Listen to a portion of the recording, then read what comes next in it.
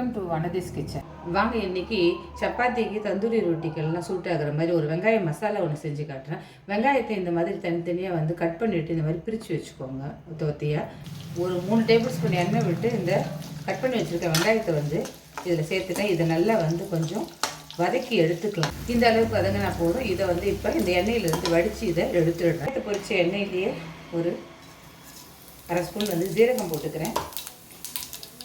ஒரு பிரிஞ்சி இலையை 2ஆக கட் பண்ணி போட்டிருக்கேன், அவ்வளோதான். வேறு எதுவும் மசாலா இதில் இல்லை. ஜீரகமும் இந்த பிரிஞ்சி இலையை மட்டும்தான். இது நல்லா பொரியட்டும்.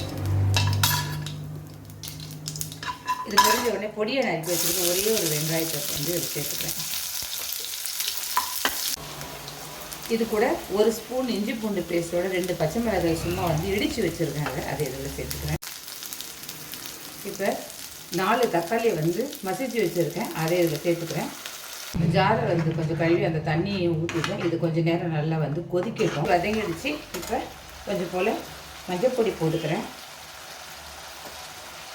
பச்சை மிளகாயோட காரமே போதும். அதோடு வந்து இந்த கலராகவும் இருக்கும், அதே சமயத்தில் கொஞ்சம் காரம் இருக்கும். காஷ்மீர் மிளகாய் பொடி போட்டுக்கிறேன் 2 ஸ்பூன். நான் கிரேவிக்கு தேவையான உப்பு போட்டுக்கிறேன். பொடி வாசனை போயிடுச்சு. கொஞ்சம் தண்ணி விட்டுக்கிறேன்.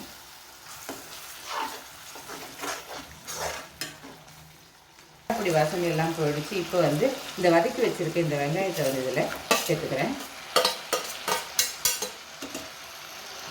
2 ஒரு மிளகாய் பாதி வந்து கட் பண்ணி இதில் போடுறேன்.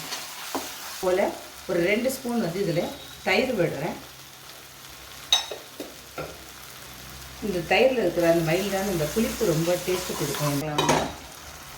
பார்த்தீங்களா, தயிர் எல்லாம் ஊற்றினதுக்கப்புறம் ஃபுல்லாக வந்து அந்த எண்ணெய் ஃபுல்லாக பிரிஞ்சு வந்துச்சு. தயிர் ஊற்றி கொஞ்சம் நேரம் மூடி வச்சதுனால இந்த மாதிரி எண்ணெய் எல்லாம் ஃபுல்லாக பிரிஞ்சு வந்து கொஞ்சம் போல் கசூரி மேத்தி போட்டுக்கிறேன். போட்டுவிட்டு இறக்கிடலாம், அவ்வளோதான். இது ரொம்ப ஃப்ளேவர் சூப்பராக இருக்கும் இந்த வெங்காய மசாலாவுக்கு.